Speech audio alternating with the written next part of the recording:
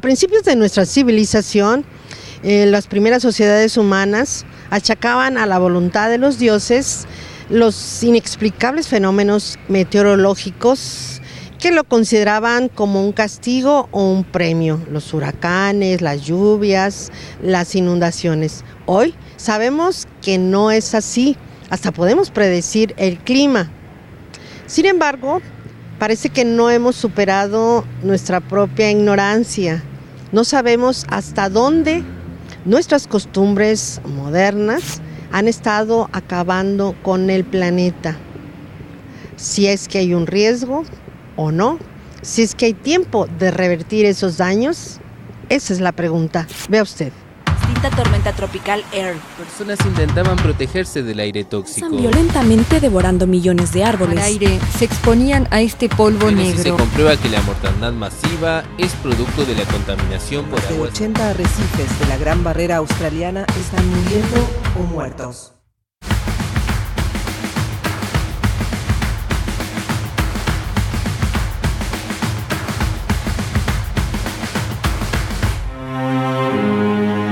El cambio climático siempre ha existido. Específicamente el calentamiento global, eso se le atribuye mucho a la actividad antropogénica.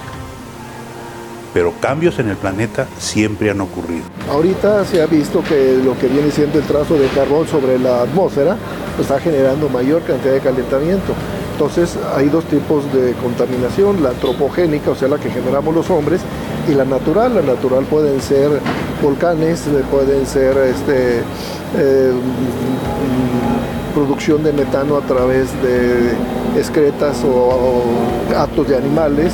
Lo que estamos enfrentando justamente es una desorganización que tiene por lo menos unos 40,000 años, 40,000 millones de años, y esa desorganización nos va a afectar a quién, fundamentalmente a nosotros, porque dependemos de todos esos ciclos de la naturaleza. Pero ¿qué hemos estado haciendo, según los expertos, durante los últimos años, los seres humanos, prácticamente de la revolución industrial para acá?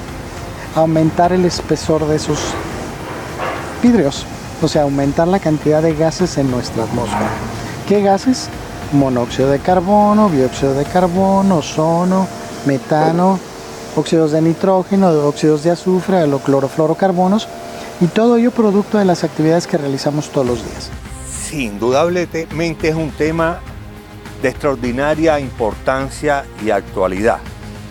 Un tema científico, pero que a partir de un momento dejó de ser un tema científico y se convirtió en un tema político. El cambio climático, al ser uno de los problemas globales y uno de los cambios globales ambientales más importantes, porque afecta a un sistema vital del planeta, representa un reto a la inteligencia humana, primero para comprenderlo, es decir, estamos muy acostumbrados a medir los problemas de repente que podemos meter a un laboratorio, pero cuando el problema es global, cuando el problema es del planeta, hay un primer reto para utilizar la metodología y el análisis adecuado. Desde que se empezó a hablar de cambio climático, primeramente fue de parte de los especialistas, los meteorólogos, que son fundamentalmente los que estudian el clima. Esta situación fue degenerándose y fue cayendo en un ambiente de personas que no conocen del tema, que no son especialistas, no son meteorólogos, y que entonces empezaron a achacarle a cualquier cosa que ocurría en la atmósfera que era producto del cambio climático.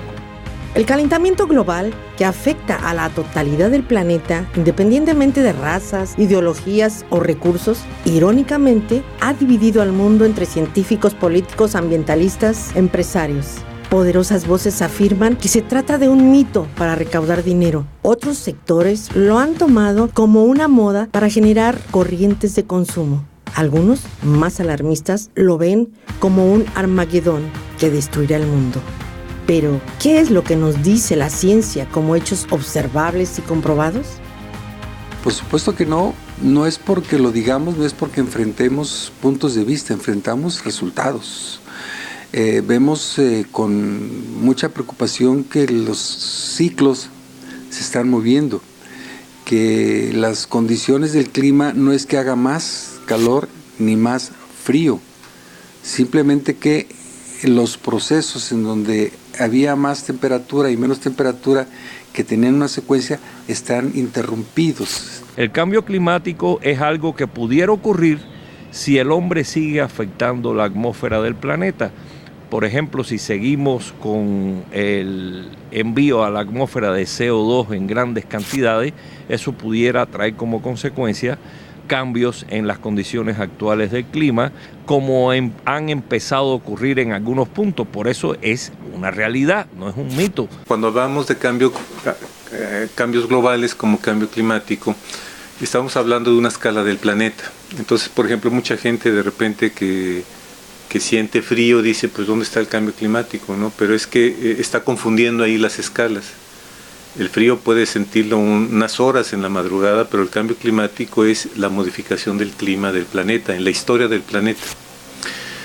Y entonces en ese sentido, es decir, utilizando los instrumentos adecuados, la racionalidad científica adecuada, está descartada esa posibilidad de que sea un mito. No soy escéptico, pero cuando realmente es un tema de la actualidad y se subdivide al que opina en dos extremos, o eres escéptico o eres calentólogo, y no se te admite de que hables basado en la ciencia. Y yo te voy a hablar basado en la ciencia, no en el amarillismo.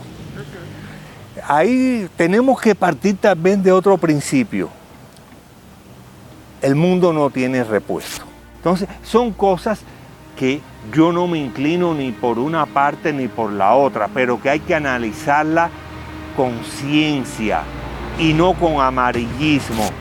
A pesar de las posturas que rechazan la idea del calentamiento global, en el año 2015, durante la 21ª Conferencia sobre Cambio Climático, los 195 países miembros de las Naciones Unidas aceptaron el Acuerdo de París, que establece las medidas para reducir las emisiones de gases de efecto invernadero para el año 2020.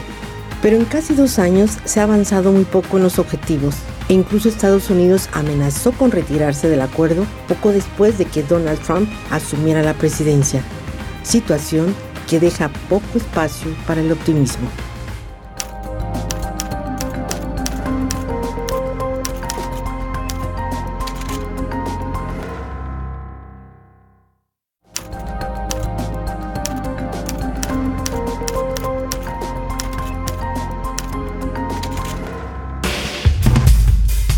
Si el calentamiento global pone en riesgo nada menos que la propia subsistencia de la especie humana en el planeta, ¿por qué es tan difícil ponerse de acuerdo para corregir lo que estamos haciendo mal?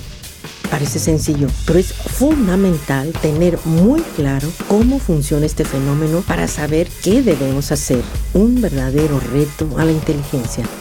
Geografía de Sexto nos dijeron que estaba un núcleo que está formado por níquel y fierro, y luego uno que se llama Cial, que era silicio y aluminio, y luego la litosfera acá, los continentes, la hidrosfera, que son los mares, ríos, lagunas, etcétera, y luego la atmósfera, que son las capas de gases que tenemos concentradas por la fuerza de gravedad. Y otra que muchas veces no se comentó fue la magnetosfera. Entonces la capa magnética que tiene la Tierra evita que los rayos, que son los fotones fuertes o débiles del Sol, que está produciendo radiación, tenga una desviación.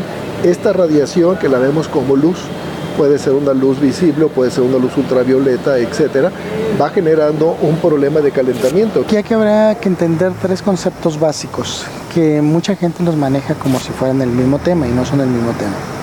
Uno es lo que conocemos como el famoso efecto invernadero, el calentamiento global y el cambio climático, que uno me lleva a todo lo demás. Ya se han hecho estudios a nivel internacional, existe inclusive una modelación, existe un organismo internacional que se encuentra en Inglaterra para determinar lo que se llama la predicción de calentamiento global con relación a los índices de calidad de carbono emitido.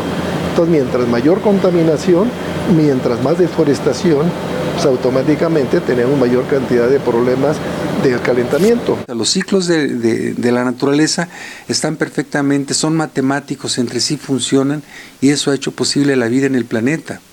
Cuando desorganizamos todo ello, nos viene verdaderamente todo un desorden. Cuando estamos simplemente, tenemos temperatura, que nos bajan los latidos o nos suben los latidos del corazón, entonces nos desordena todo el cuerpo. Nuestro planeta funciona como un invernadero. Nosotros tenemos el planeta, alrededor de él tenemos una capa de gases que llamamos atmósfera, y que esa atmósfera funciona como los vidrios o los plásticos que tiene un invernadero. ¿Qué hacen esos plásticos? Dejar pasar toda la intensidad luminosa de radiación que nos llega del sol, rayos ultravioleta, rayos infrarrojos y radiación calorífica, y luz visible. Son los tres tipos de energía que nos llegan.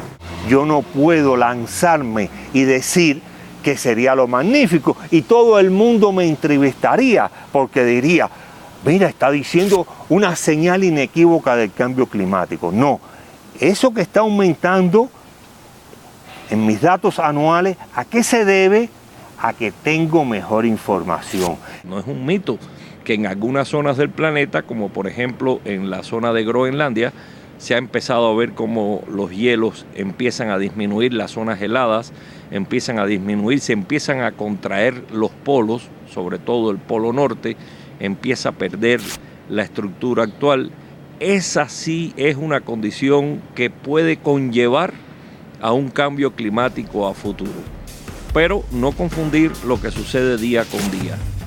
En 1988, dos organizaciones de las Naciones Unidas, la Organización Meteorológica Mundial y el Programa de las Naciones Unidas para el Medio Ambiente, establecieron el Grupo Intergubernamental de Expertos sobre el Cambio Climático, con la misión de proveer información científica sobre los riesgos del cambio climático provocado por la actividad humana. Sin embargo, han recibido críticas y oposiciones por parte de sectores que peyorativamente los llaman calentólogos, pese a que han comprobado en muchas ocasiones lo que ha provocado el hombre en su entorno. Cuidamos las llantas del auto, tratamos de que no se dañen y sin embargo el mundo no lo cuidamos. Eso es una realidad. ¿Y quién es el principal depredador del mundo? El único animalito que piensa, el ser humano.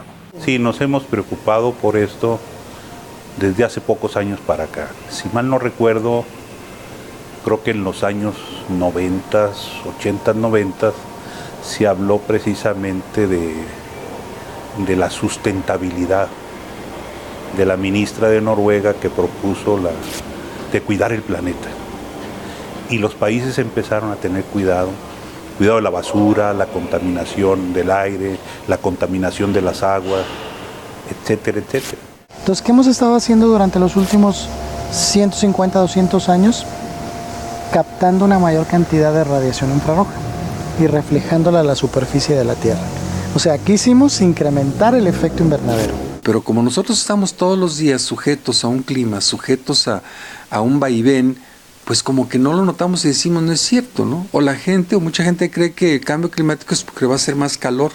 No, es una alteración de los ciclos naturales del clima que a su vez va a alterar y está alterando a niveles, claro, microscópicos, a niveles pequeños todavía los procesos, pero la base, la pirámide alimenticia está soportada en esos seres microscópicos. Se empezó a analizar una serie de elementos en los cuales la atmósfera tiene mayor cantidad de carbón, evita lo que viene siendo la refracción de temperatura, o sea, del calor de la Tierra, y esta se va incrementando progresivamente.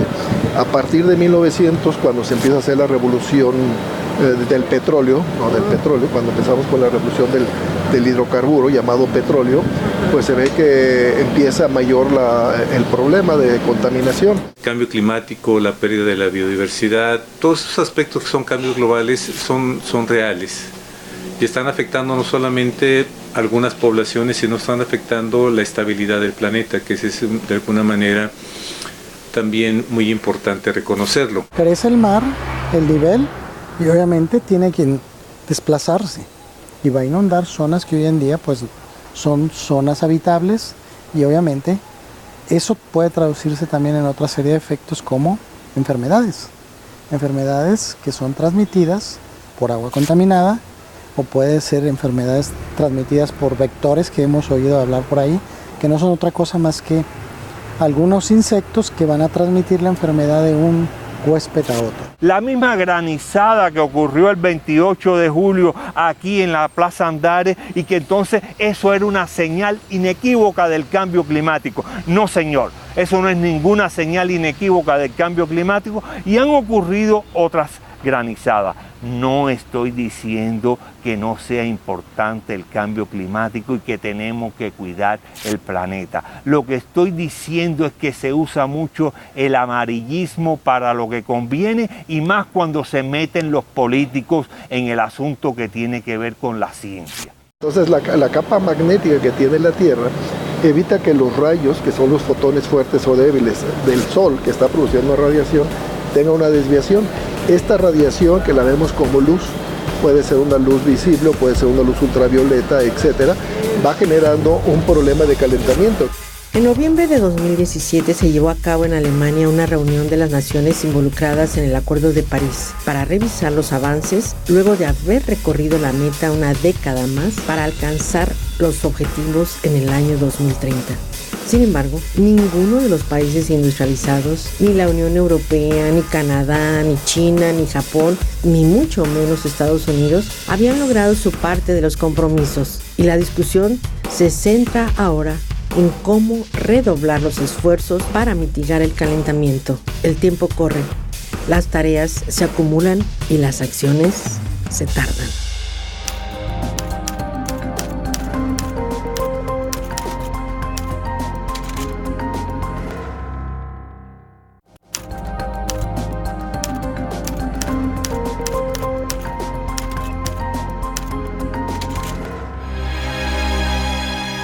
Aunque diversos grupos de científicos y políticos han criticado el trabajo del Grupo Intergubernamental de Expertos sobre el Cambio Climático y han puesto en duda que la concentración de gases de efecto invernadero sea provocada por el hombre, por otro lado, los 5 informes publicados por la Organización Internacional ha dejado poco espacio para dudas y ha contado con el respaldo de una abrumadora mayoría de asociaciones científicas en el mundo.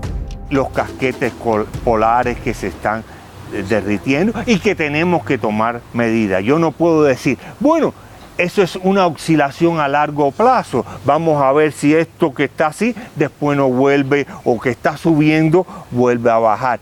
No hay datos suficientes para eso. No podemos esperar a tener todas las evidencias, pero no podemos echarle a todas las culpas a cualquier evento extremo que ocurra, que son normales, entre comillas, que es producto del calentamiento global. Entonces estamos alterando toda una serie de cosas. ¿Y qué sucede? Que si tengo menos glaciares, los glaciares son una de las superficies de la Tierra que tienen la capacidad de reflejar una gran cantidad de energía. Si tenga menos glaciares, voy a reflejar menos energía. Voy a seguir absorbiendo más energía y eso se va a ir incrementando. Entonces estamos haciendo como un efecto dominó, o un efecto bola de nieve que empieza como algo pequeñito y que va a ir creciendo, va a ir creciendo, va a ir creciendo, porque estamos modificando todo. Solamente tenemos una atmósfera, y esas condiciones que se dan no solamente en México, sino en otras partes del mundo, pues son lo que está provocando que en esa atmósfera haya cambios, y es la preocupación que tenemos. Claro, en algunos otros países la cultura, la participación, la disciplina, el compromiso, pues es diferente. Pero todo esto de cambio climático no necesariamente es exclusivo del calentamiento global, o sea, de la actividad antropogénica más bien.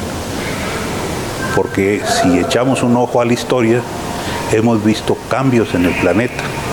Vaya, eras glaciales, que ni siquiera el hombre existía. ¿Qué dicen los modelos numéricos con respecto a ese tema? Que la frecuencia de los ciclones tropicales no va a aumentar, si acaso disminuir. Entonces ese es un tema que no le conviene hablar a los que hablan del calentamiento global como un Armagedón que va a acabar el mundo. La teoría del caos, una rama de las matemáticas, la física y otras ciencias, propone el concepto de efecto mariposa, es decir, que un pequeño cambio en cierta parte del mundo puede generar grandes consecuencias o resultados en otro lugar. Y en este sentido, vale la pena cuestionarnos cuál es el papel que juega Jalisco como parte del planeta y si contribuye o no al calentamiento global. Es decir, qué responsabilidad tenemos los jaliscienses y nuestras autoridades con las políticas públicas y el descuido ambiental. Si hay algunas instancias, algunas actividades que están realizando en el sector público que puedan ser dignas de apreciarse, son aisladas. Construir grandes metrópolis de una manera irregular, no controlada, a podar o quitar las zonas boscosas, disminuirlas, eso sí trae como consecuencia cambios en las condiciones climáticas tal y como la conocemos. Se está diciendo que ya no crezcas más.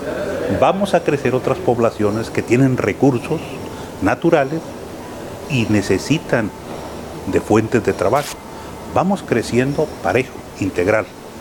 No nomás las grandes ciudades. Aprendamos de la Ciudad de México, que es como les digo a mis alumnos, es algo de lo que no debemos hacer. Aquí tenemos muchos programas de discursos. Tenemos muchos programas algunos programas que están de alguna manera en políticas públicas realizando con buenas intenciones, pero muy dispersos. O sea, esto tiene que ser un trabajo de forma integral, de forma conjunta.